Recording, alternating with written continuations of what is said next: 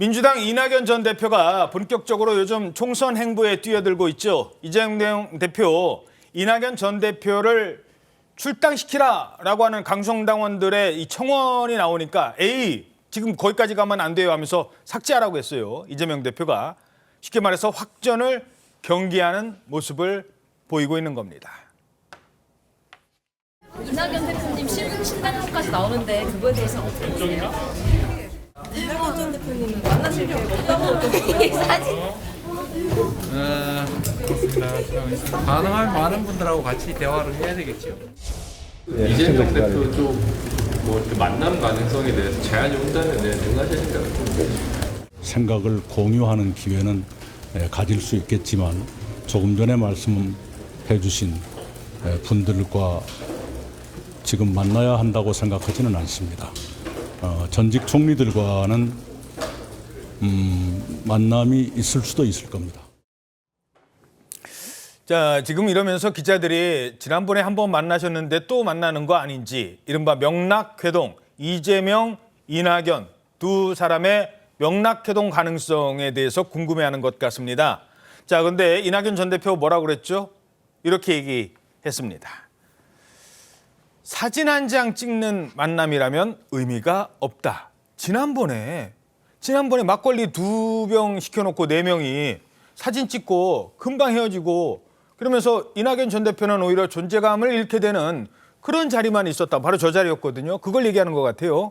예, 맞습니다. 지금 이낙연 전 대표가 미국에서 연수를 하고 이제 귀국을 하니까 이재명 대표가 바로 만나자 이렇게 요청을 해서 저렇게 모처 식당에서 비공개로 회동을 했고 사진을 찍은 모습이 이제 사후에 공개가 됐는데요.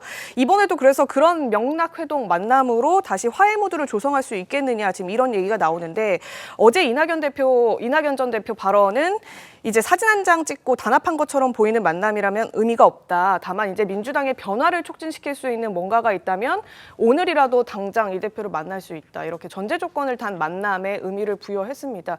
얘기를 조금 들어보니까 이 전 대표가 저때 그 사진 찍혔던 저 자리에서 이 대표에게 뭐 좀 요구를 했었던 모양이에요. 그래요? 그러니까 뭐 당을 위해서 어떤 식으로 좀 해달라라는 구체안을 제시를 좀 했더라고요. 근데 뭐 공개도 안 됐었잖아요. 뭔지. 공개도 안 됐을 뿐더러 실제로 그 이 전 대표의 요구가 받아들여지는 모습이 전혀 보이지 않았던 거죠. 뭐 혹시 어떤 요구였는지까지는 안 알려지고 있습니까? 예, 뭐 당의 쇄신을 촉구하는 뭐 거기에 이제 당대표 사퇴까지 포함이 됐는지 여부는 뭐 알 수가 없긴 하지만 예. 어쨌든 이제 요청을 했다라는 것들은 이제 복수의 주변 의원들이 하는 말인데 그렇게 했음에도 불구하고 이 대표가 그 긴 시간 동안 아무런 액션도 없고 뭐 이 전 대표에게 설명도 해주지 않았다. 전후 상황에 대해서 이런 부분에 대한 서운함과 또 이제 이 대표에 대한 실망감 이런 부분들이 녹여서 이번에 만약에 또 만난다면 저런 사진만 남기는 만남은 하지 않겠다 이런 말을 강조한 걸로 보입니다.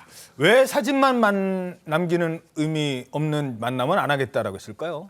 저 때 사진만 남았기 때문이에요. 제가 또 들은 얘기는 당시에 1시간 반 정도 회동이 있었는데 이낙연 대표가 굉장히 정중한 태도로 몇 가지 당의 어떤 쇄신을 위한 얘기를 했는데 이재명 대표가 거기 이제 가셨던 다른 두 분들 계시니까 그쪽 통해 나온 얘기로 저는 알고 있는데 뭐 눈도 제대로 안 맞춰주고 뭐 대답도 제대로 안 해줬다. 그래서 끝나고 나서 이낙연 전 대표의 마음이 굉장히 상했다. 뭐 이런 얘기들이 있었습니다. 그런 상황을 볼 때 다시는 저런 사진 찍기만을 위한 만남을 하지 않겠다. 이런 얘기를 하신 거고 민주당은 어제 당헌 제가 아까 말씀드린 대의원의 비중을 줄이고 권리당원의 비중을 훨씬 높여주는 그 당헌을 개정함으로써 이미 두 분이 뭔가 화합을 할 수 있는 요건을 완전히 없애버렸다고 저는 봅니다. 예. 이런 상황이 완전히 이제 끝난 상황을 저는 어제로 기점으로 보는데 그렇기 때문에 더더욱 두 분이 사진을 찍을 만한 일은 별로 없어 보인다 이렇게 보입니다. 하지만 지금 이재명 대표를 향해서 쓴소리를 하는 사람 이낙연 전 대표만 있는 건 아닙니다. 조선일보 오면 보시겠습니다. 문재인 정부 총리, 문재인 정부의 장관, 수석, 원내대표가 일제히 친명체제를 비판하고 있다. 이낙연, 김부겸, 정세균, 문재인 정부 시절 총리를 지냈던 3명의 총리. 지금 화면에 나오고 계십니다만 물론 적극적으로 정치적인 목소리를 내는 사람은 현재까지는 이낙연 전 대표입니다. 하지만 앞으로 상황에 따라서는 이 3명 전직 총리의 연대 가능성도 제기되고 있습니다. 자, 물론 이낙연 전 대표는 열어두고 있는 상황입니다. 그러자 자, 이쪽에서 3명이 모여서 이낙연 전 대표에 대해서 비판을 하면 민주당 주인이 누군데 이런 얘기 나오기 시작하면 곤란해지잖아요. 친명계 좌장으로 알려진 정성호 의원 이렇게 얘기합니다. 에이, 설마. 다 민주당에서 성장했고 민주당 키워냈고 민주당 당원들의 사랑을 받던 지도자들 아니겠습니까? 그분들이 민주당이 분열돼 갖고 총선에서 패배하는 그런 선택을 할 가능성은 전혀 없다고 보고 있습니다. 또 반면에 여기 한 사람이 최근에 총선 앞두고 또 등장합니다. 이재명 대표에게 힘을 실어주는 인물이 나왔습니다. 과거 민주당 20년 집권론 주장했었잖아요. 저 북한 갔을 때. 바로 그 사람입니다. 김대중 노무현 대통령을 탄생을 시켰고 작년에는 문재인 대통령을 당선을 시켰습니다. 한 10번은 더 시켜야 되지 않겠습니까? 우리나라는 1800년 이후에 제대로 된 개혁 민주 세력이 집권해 본 건 딱 10년밖에 없습니다. 이번에 겨우 이제 문재인 대통령 당선되고 지방선거 이겨서 제대로 할 수 있는 이제 그 상황이 왔습니다. 그 정책이 뿌리가 내리기 위해서는 20년 아니라 더 오랜 기간 동안을 가야 됩니다. 자, 그러면서 총선 앞두고 바로 이런 얘기를 나옵니다. 자, 이제 숫자가 자극이 되는 건데요. 이렇게 얘기했습니다. 내년 총선에서 민주당이 일당을 뺏길 것 같지는 않다. 단독 과반을 넘기느냐 아니면 지난 총선처럼 180석 먹느냐 그게 관건이다. 우리는 적어도 150에서 180석은 한다. 180석 정도 하자. 자, 누구는 지난번에 200 얘기했잖아요. 200. 대통령 탄핵시킬 수 있는 숫자 200까지 가자. 자, 이런 자신감 어떻게 보십니까?